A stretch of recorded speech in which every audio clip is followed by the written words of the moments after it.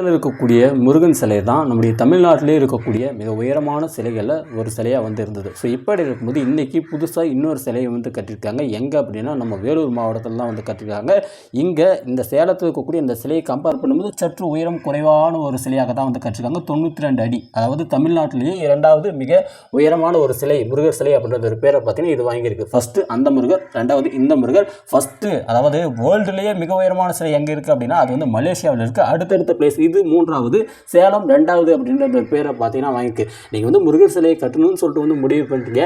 ஏன் பெருசாக தான் கட்டுறதே, அந்த சிலைக்கு மலேசியா சிலைக்கு டப்பு கொடுக்குற மாதிரி வந்து கட்டலாமில்ல, கட்டலை. ஏன் அப்படின்னா மலேசியாவில் இருக்கக்கூடிய இந்த சிலையை வந்து கட்டினதும், அதே மாதிரி இந்த சேலத்தில் இருக்கக்கூடிய இந்த முருகர் சிலையை கட்டினதும், அதே மாதிரி இப்போ இருக்கக்கூடிய இந்த முருகர் சிலையை கட்டினதும் யார் அப்படின்னா ஒருத்தங்களை தான், ஒரே கேங் தான் பார்த்தீங்கன்னா மாறி மாறி வந்து எல்லா இடத்துலையும் வந்து கட்டியிருக்காங்க.